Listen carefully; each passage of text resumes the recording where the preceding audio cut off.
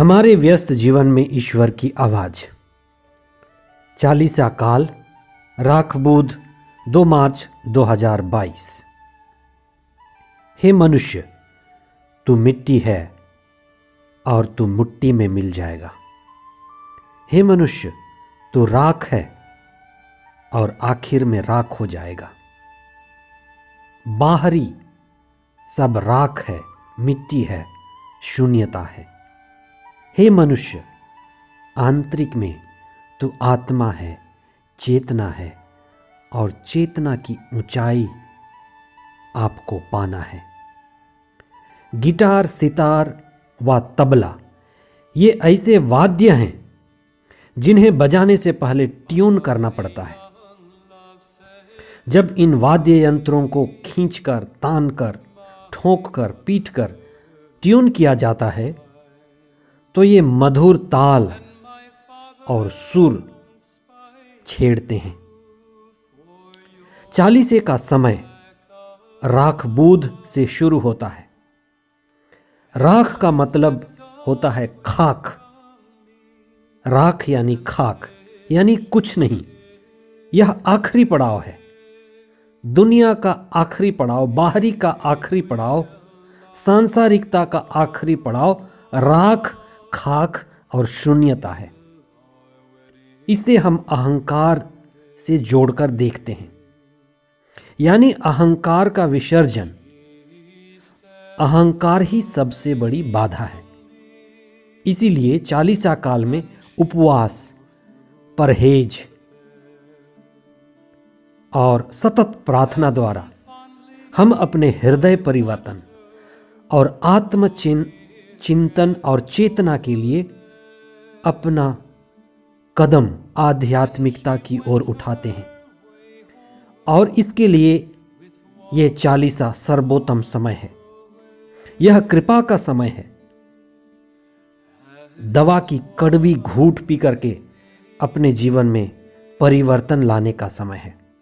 पहला पाठ नबी योएल का ग्रंथ, अध्याय 2, पद संख्याएं 12 से 18 तक। दूसरा पाठ कुरिन्थियों के नाम संत पौलुस का दूसरा पत्र, अध्याय 5, पद संख्याएं 20 और उसके आगे अध्याय 6, पद संख्याएं 1 से 2 तक। और संत मती का सुसमाचार, अध्याय 6, पद संख्याएं 1 से 6 तथा 16 से 18 तक। कहा गया है, मनुष्य का जन्म, मनुष्य की मृत्यु, काल और चक्र ये सभी ईश्वर के हाथों में है, मनुष्य के हाथों में नहीं है।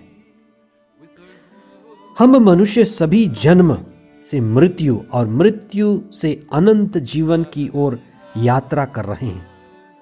और हमारा ये मानव जीवन जन्म से मृत्यु तक एक छोटी सुंदर यात्रा है।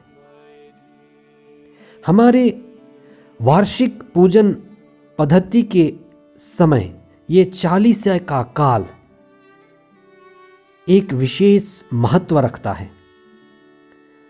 चालीसा का काल सभी मसीहियों के लिए और सभी प्रभु भक्तों के लिए भी अच्छाई और सच्चाई पूर्वक जीवन जीने के लिए विशेष कदम उठाने का समय है। विशेष रूप से अपने मन से और हृदय की शुद्धिकरण के लिए कदम उठाने का उपयुक्त समय है। चालीसा काल हमारे आध्यात्मिक प्रगति और उन्नति का शुभ मुहूर्त का समय है। अपने जीवन व अपने रिश्तों को मधुर बनाने, एक दूसरे के साथ मेल मिलाप और सच्ची मैत्री को गहरा करने का उपयुक्त समय है। पुरानी से पुरानी दुश्मनी, मनमुटाव व टकराव पर सुधार करने और सच्चे मन से अपने हृदय परिवर्तन के लिए कृपा की दशा में होकर प्रार्थना करने का विशेष समय है। यह समय सजग होकर प्रार्थना और आध्यात्मिकता की गहराई में बढ़ने के लिए हमें एक मौका, एक अवसर मिला है। नबी योएल पहले पाठ में सभी प्रभु भक्तों और मसीहियों से आह्वान करते हैं कि अपने वस्त्र फाड़ कर नहीं, बाहरी रूप से, बाहरी दिखावा से नहीं, लेकिन हृदय से पश्चाताप करके ईश्वर के पास लौटने का आह्वान करते हैं। यहां पश्चाताप करने का सही अर्थ है ईश्वर की उपस्थिति में लौटना। बुराई, पाप, दुनियादारी, सांसारिकता, आकर्षण हमें ईश्वर से दूर भटकाती है। जिस तरह से उड़ाव पुत्र अपने पिता से दूर भटक गया था, ईसा ने और कई उदाहरण दिए। भटकी हुई भेड़, खोया हुआ सिक्का, इसका पाया जाना और उड़ाव पुत्र का अपने पिता के घर लौटना वास्तव में सच्चा पश्चाताप है। सच्चा पश्चाताप पिता की ओर अपने वास्तविक घर को लौटकर पिता से एक होना है। होश पूर्वक जीवन जीकर हृदय के विकार, इसमें ईर्ष्या, द्वेष, लोभ, मोह, तृष्णा, कामना, वासना, इन सभी से मुड़कर दूर ईश्वर केंद्रित और पवित्र आत्मा द्वारा संचालित होकर ईश्वर के पास लौटना और ईश्वरीय जीवन जीने शुरू करना और उसमें आनंद अनुभव करना सच्चा पश्चाताप है। 40 का समय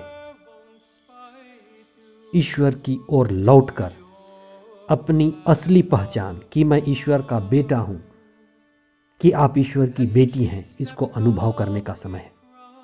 संत पौलुस दूसरे पाठ में मेल मिलाप करने के लिए सभी विश्वासियों को प्रोत्साहित करते हैं।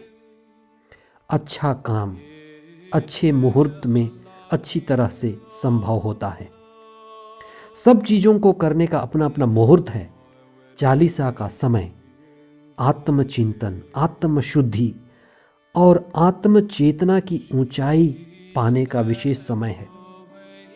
अगर आप किसी से उलझे हैं, आपके रिश्ते कड़वे हैं, मनमुटाव है, घर में, बाहर, काम के क्षेत्र में, पड़ोसियों के साथ, उनके साथ बातचीत के द्वारा, वार्तालाप के द्वारा, क्षमा दे करके रिश्तों को मधुर बनाने का ये अवसर है। सुसमाचार हमारी सच्ची धार्मिकता की ओर बढ़ने के लिए कुछ मुख्य सीढ़ियों का जिक्र करता है।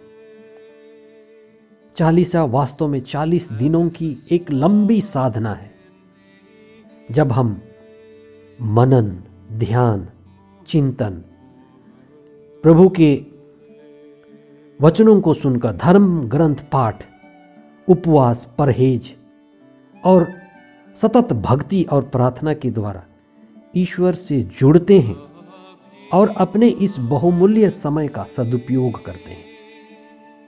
प्रार्थना में सबसे बड़ी बाधा हो सकती है और होती है, वह है दिखावा, अहंकार, घमंड व धर्मांधता कि मैं ठीक हूं, कि मेरे साथ सब ठीक है।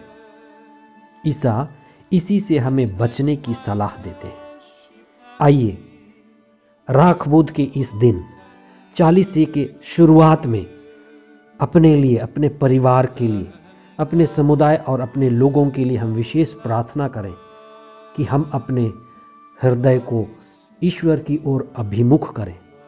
हृदय परिवर्तन के लिए प्रार्थना करें, विश्व शांति के लिए प्रार्थना करें, हिंसा के जाने के लिए और प्रेम के आने के लिए प्रार्थना करें। आइए इस 40 के बहुमूल्य मुहूर्त को अच्छी शुभ भावना से शुरू करें। हम प्रार्थना करें, हे प्रभु, 40 के इस कृपा के समय को हम हृदय से स्वीकार करते हैं।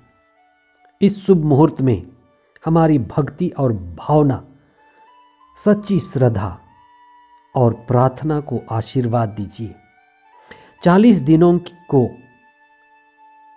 जब हम विशेष कदम उठा रहे हैं कि हम आपके पास लौटेंगे, कृपापूर्ण जीवन बिताएंगे और आपके चरणों में भक्ति, भावना और श्रद्धा के साथ जुड़ेंगे। हमारे प्रार्थना को आशीर्वाद दीजिए। हमारे मन, वचन और हृदय को अच्छाई और सच्चाई में बदलने के लिए आप हमें कृपा प्रदान कीजिए।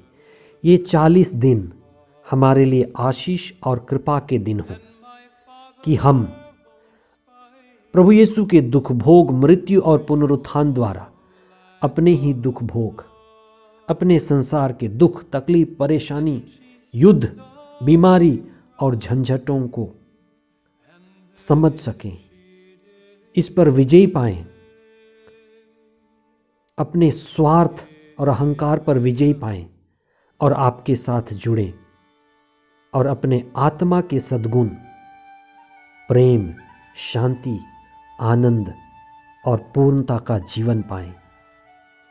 हम सभी के लिए और सारे संसार के लिए ये 40 का समय आशीष और कृपा का समय हो, हृदय परिवर्तन का समय हो और नए जीवन की शुरुआत का समय हो।